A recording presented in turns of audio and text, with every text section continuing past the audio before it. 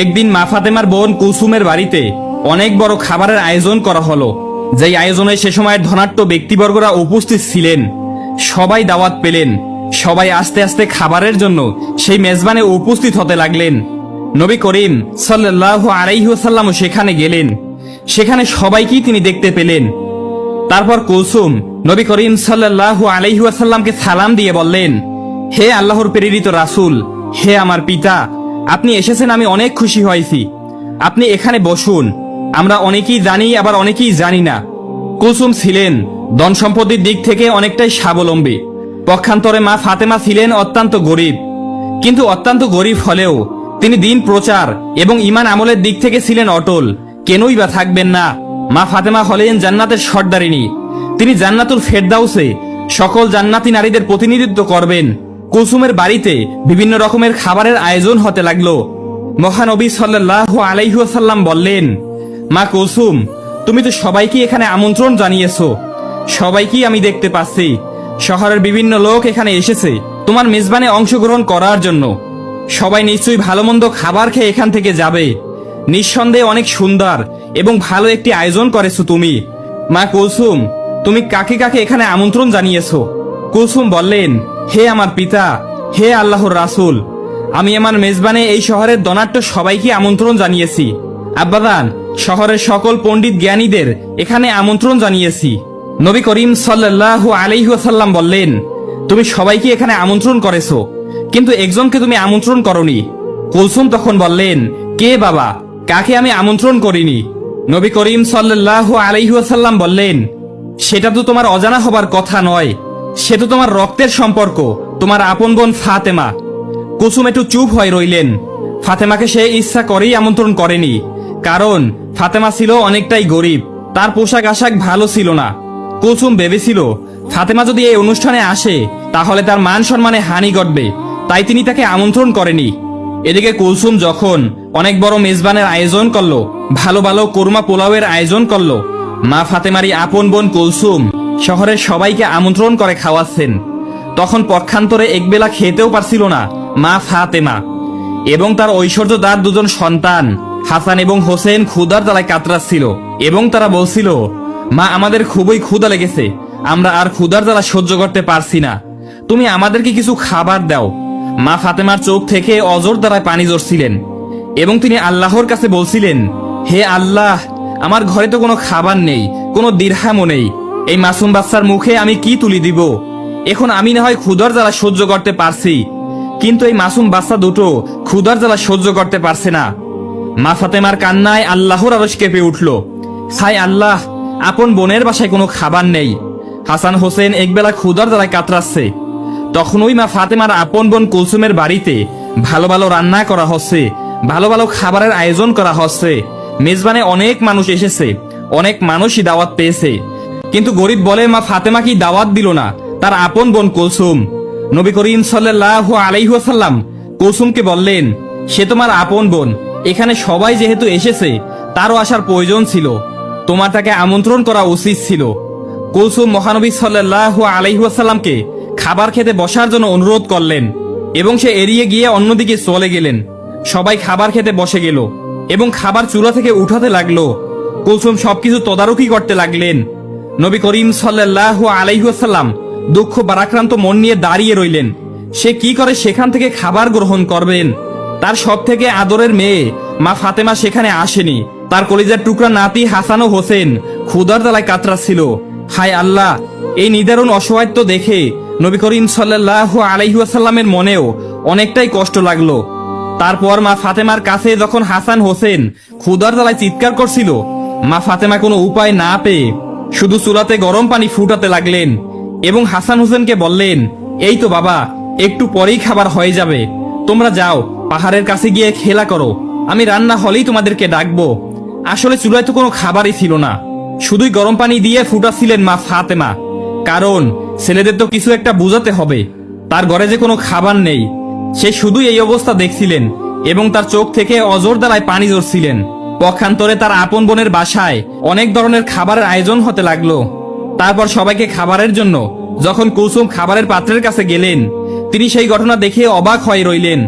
কারণ তিনি যখন খাবারের পাত্রের কাছে গিয়ে খাবারের ঢাকনা একে একে উপরে তুললেন, তিনি দেখলেন রান্না করা সকল ভালো ভালো খাবার, পোলাও, কোরমা, মাংস সবকিছু পাথর হয়ে গিয়েছে।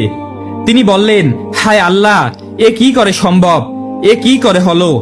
একটু আগেই তো সকল খাবার রান্না করা হয়েছিল। খাবার রেখে আমি আমার পিতার সাথে কথা বলছিলাম, এখন সকল খাবার কিভাবে পাথর হয়ে গেল?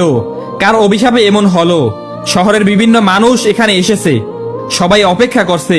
আমি যদি এখন খাবার না দিতে পারি, আমার মান সম্মান কিছুই থাকবে না। এই কথা ভাবতে ভাবতে কুলসুম দৌড়ে মহানবী সাল্লাল্লাহু আলাইহি ওয়াসাল্লামের কাছে গেলেন।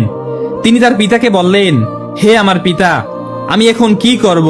আমার অনেক বড় বিপদ হয়ে গেছে। এমন কেন হলো? আমি কিছুই ভেবে পাচ্ছি না। মহানবী হযরত মুহাম্মদ সাল্লাল্লাহু আলাইহি ওয়াসাল্লাম তার মেয়ে কুলসুমকে বললেন, কেন মা, কি হয়েছে? তোমাকে এত হতাশাগ্রস্ত লাগছে কেন? আমাকে খুলে বলো। কুলসুম বললেন, আমি যে খাবার আয়োজন করেছিলাম, যে খাবার বাবুর্চিরা রান্না করেছিল, সকল খাবারই প্রায় হয়ে গিয়েছিল।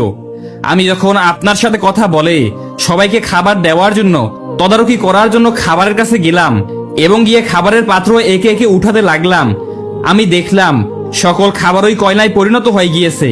এখন আমি কি খাওয়াবো এই আমন্ত্রিত অতিথিদের? তাদের আমি কি দিব? এত বড় মেজবানের শহরের ধনাঢ্য ব্যক্তিরা, জ্ঞানী ব্যক্তিরা উপস্থিত হয়েছে। আমি যদি এখন তাদের সামনে খাবার দিতে না পারি, তাহলে আমার মান সম্মান কিছুই থাকবে না। আপনি আমাকে সাহায্য করুন, আমি এখন কি করতে পারি? নবী করিম সাল্লাল্লাহু আলাইহি ওয়াসাল্লাম সবকিছুই বুঝতে পারলেন। তিনি বললেন, মা কুলসুম, তুমি অনেক বড় ভুল করে ফেলেছো, যে ভুলে আল্লাহর আরশ কেঁপে গিয়েছে। আল্লাহ অনেকটাই তোমার উপর নারাজ হয়েছে। আর তিনি এজন্যই নারাজ হয়েছেন, তুমি তোমার আপন বোন ফাতেমাকে গরিব বলে এই মেজবানে আমন্ত্রণ করনি। সে দিন আনে দিন খায়, তার মাসুম বাচ্চা হাসান ও হোসেন ভালো মন্দ খাবার তো দূরের কথা, দুবেলা পেট ভরে খেতেও পারে না। অথচ আপন বোন, আপন বোনের ছেলেদের তুমি তোমার মেজবানে আমন্ত্রণ করনি। শহরের সকল মানুষকে তুমি আমন্ত্রণ করেছো, আর সে গরিব বলে, তার পোশাক আশাক ভালো নাই বলে তুমি তাকে আমন্ত্রণ করনি। সে মনে অনেকটাই কষ্ট পেয়েছে, তার মাসুম বাচ্চারা ক্ষুধার জ্বালায় কাতরাচ্ছে। এই ঘটনা আল্লাহর আরশে পৌঁছে গিয়েছে। আল্লাহ তোমার উপর নারাজ হয়েছেন, তাই তোমার সকল খাবারই সে কয়লায় পরিণত করে দিয়েছেন। এরপর কুলসুম বললেন, হায় আল্লাহ, আমি তো এতটা ভাবিনি। হে আল্লাহর নবী, আপনি কিছু একটা করুন, এর সমাধান দিন। নবী করিম সাল্লাল্লাহু আলাইহি ওয়াসাল্লাম বললেন, এর উপায় একমাত্র মা ফাতেমার কাছেই আছে। তিনিই পারেন সকল সমস্যার সমাধান করতে। নিশ্চয়ই তার ইচ্ছায় আল্লাহ রাব্বুল আলামিন এই সমস্যার সমাধান করে দিতে পারেন। তখন কুলসুম দৌড়াতে দৌড়াতে মা ফাতেমার বাড়িতে পৌঁছে গেলেন। সেখানে গিয়ে তিনি মা ফাতেমাকে ডাক দিলেন।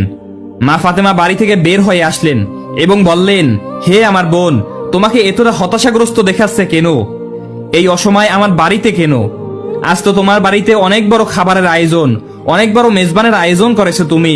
কুলসুম কান্না করে বললেন, হে আমার বোন, আমাকে তুমি ক্ষমা করে দাও। আমার মেজবানে আমি সবাইকে আমন্ত্রণ করেছি, তোমাকে আমি আমন্ত্রণ করিনি। আমি অনেক বড় ভুল করে ফেলেছি। মা ফাতেমা বললেন, না না, ঠিক আছে, আমি নিতান্তই গরিব মানুষ।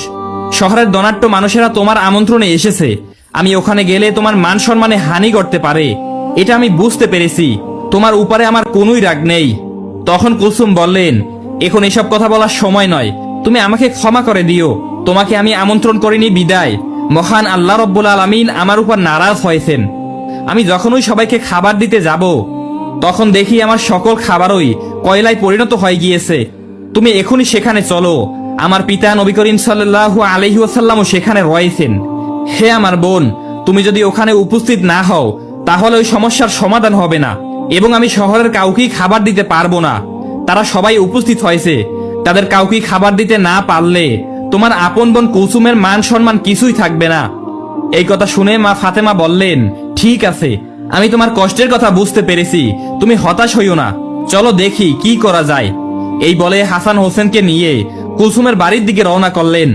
তারপর কুলসুমের বাড়িতে গিয়ে মা ফাতেমা দেখলেন নবী করিম সাল্লাল্লাহু আলাইহি ওয়াসাল্লাম মা ফাতেমার অপেক্ষায় মেজবানে উপস্থিত, সকলের সামনে দাঁড়িয়ে রয়েছেন। মা ফাতেমা সেখানে গিয়ে আল্লাহর নবীকে সালাম দিয়ে বললেন, হে আমার পিতা, আমার সালাম গ্রহণ করুন। মহানবী হযরত মুহাম্মদ সাল্লাল্লাহু আলাইহি ওয়াসাল্লাম মা ফাতেমার সালামের উত্তর দিয়ে বললেন, মা ফাতেমা, তুমি এসেছো, আমি তোমারই অপেক্ষায় ছিলাম।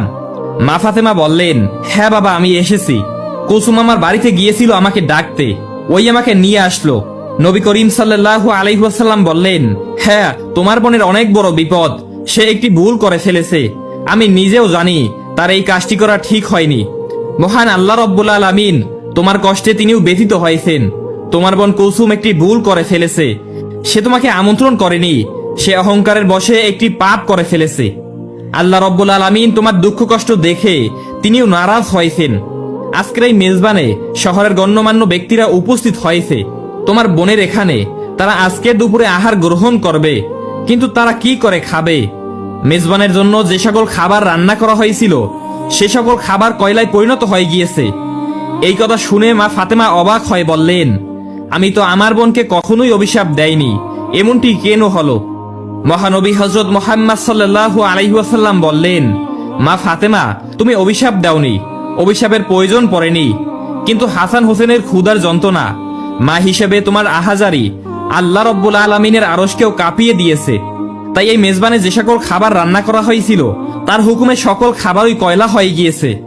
এখন তোমার বোন অনেকটাই চিন্তায় পড়ে গেছে যে এত সব আমন্ত্রিত অতিথিদের যদি সে খাবার দিতে না পারে তাহলে তার মান সম্মান কিছুই থাকবে না। মা ফাতেমা বললেন, হে আল্লাহর প্রেরিত রাসূল, হে আমার পিতা, আমার এখন কি করণীয় রয়েছে? নবী করিম সাল্লাল্লাহু আলাইহি ওয়াসাল্লাম বললেন, তুমি যদি মন থেকে কুলসুমকে ক্ষমা করো এবং আল্লাহর দরবারে দোয়া করো, হয়তোবা আল্লাহ এর সমাধান করে দিবেন। তখন মা ফাতেমা বললেন, ঠিক আছে বাবা, আমি যাচ্ছি। এই বলে যেখানে খাবার রান্না করা হচ্ছিল, যেখানে সকল খাবার কয়লা হয়ে গিয়েছিল, কুলসুমকে নিয়ে সেই জায়গায় গেলেন। আল্লাহর নাম নিয়ে বিসমিল্লাহ বলে সকল খাবারের পাত্র কাপড় দিয়ে ঢেকে দিলেন এবং আল্লাহর দরবারে দোয়া করলেন এবং কুলসুমকে বললেন, তুমি কাপড় তোলো খাবারের উপর থেকে। খাবারের পাত্রের উপর থেকে যখন কাপড় সরালেন তখন দেখলেন সকল কয়লায় পরিণত হওয়া খাবার আগের অবস্থায় ফিরে এসেছে। কুলসুম আল্লাহর দরবারে শুকরিয়া আদায় করলেন, মা ফাতেমাও আল্লাহর দরবারে শুকরিয়া আদায় করলেন। তখন কুলসুমকে বললেন, নেও বোন, তুমি আমন্ত্রিত সকলকে এখন এই খাবার পরিবেশন করো। কুলসুম ফাতেমাকে ধন্যবাদ দিয়ে বলল, তুমি আমাকে ক্ষমা করে দাও, অহংকারের বশে অর্থ সম্পদের লোভে আমি অন্ধ হয়ে গিয়েছিলাম। প্রিয় দর্শক, রাসূলুল্লাহ সাল্লাল্লাহু আলাইহি ওয়াসাল্লাম বলেছেন, যার অন্তরে একটি সরিষা দানা পরিমাণ অহংকার থাকবে সে জান্নাতে প্রবেশ করতে পারবে না। সহিহ মুসলিম। তাই অহংকার নয়, বিনয় হলো একজন মুমিনের গুণ। আল্লাহ রব্বুল আলামিন আমাদের সবাইকে অহংকার থেকে দূরে থাকার তৌফিক দান করুন, আমিন। সবাই কমেন্টে লিখুন আমিন। তারপর মা ফাতেমা ও কুলসুম নবী করিম সাল্লাল্লাহু আলাইহি ওয়াসাল্লামের কাছে আসলেন। নবী করিম সাল্লাল্লাহু আলাইহি ওয়াসাল্লাম মা ফাতেমাকে ধন্যবাদ জানিয়ে আল্লাহর দরবারে শুকরিয়া আদায় করলেন। প্রিয় দর্শক, কুলসুমের মেজবানের এই ঘটনাটি ইসলামিক অনেক বইতেই উল্লেখ রয়েছে। আপনার এই ভিডিওটি কেমন লেগেছে তা অবশ্যই কমেন্ট করে জানাবেন এবং এই ভিডিওটিতে এখনো যারা লাইক করেননি তারা এখনই একটি লাইক করে দিন। একদা হযরত ফাতেমা রাদিয়াল্লাহু তাআলা আনহা জানামাজে বসে কাঁদছিলেন, তার দু চোখের পানিতে বুক ভেসে যাচ্ছিল। এমন সময় হযরত মুহাম্মদ সাল্লাল্লাহু আলাইহি ওয়াসাল্লাম ফাতেমার বাড়িতে আগমন করলেন এবং ফাতেমার ঘরে প্রবেশ করে দেখতে পেলেন জানামাজে বসে ফাতেমা রাদিয়াল্লাহু তাআলা আনহা অজর দ্বারা কান্না করছেন। তখন বিশ্ব নবী হযরত ফাতেমা রাদিয়াল্লাহু তাআলা আনহাকে উদ্দেশ্য করে বললেন, হে আমার কলিজার টুকরা মেয়ে ফাতেমা, তুমি তোমার জায়নামাজের কোনা উল্টিয়ে দেখো। তখন ফাতেমা রাদিয়াল্লাহু তাআলা আনহা তার জায়নামাজের কোনা উল্টিয়ে চমকে উঠলেন। তিনি বললেন, এ কি আব্বাজান, এদিকে গলিত স্বর্ণ শত তরতর গতিতে বয়ে যাচ্ছে। তখন হযরত মুহাম্মদ সাল্লাল্লাহু আলাইহি ওয়াসাল্লাম বললেন, মা, তোমার প্রয়োজন মতো স্বর্ণ উঠিয়ে রেখো, যাতে তার দ্বারা তোমার সংসার পরিচালনা করা এবং দুনিয়ার আরাম আয়েশ ঝাঁকজমক যা ইচ্ছা তাই করতে পারো। দুনিয়ার সুখ শান্তি ক্ষণস্থায়ী, পরকালের সুখ শান্তি চিরস্থায়ী। এখন তুমি বুঝে বলো, হে মা ফাতেমা, দুনিয়ার সুখ শান্তি চাও নাকি আখিরাতের সুখ শান্তি চাও? হযরত মুহাম্মদ সাল্লাল্লাহু আলাইহি ওয়াসাল্লামের মুখে এমন কথা শুনে ফাতেমা রাদিয়াল্লাহু তাআলা আনহা জায়নামাজের কোনা ছেড়ে দিয়ে নবীজিকে বললেন, আব্বাজান, আমার দুনিয়ার সুখ শান্তির কোনো প্রয়োজন নেই, আমি আখিরাতের সুখ শান্তির পিছনে দৌড়াতে চাই। অনুরূপ ভাবে আরেকদিনের ঘটনা, একদিন ফাতেমা রাদিয়াল্লাহু তাআলা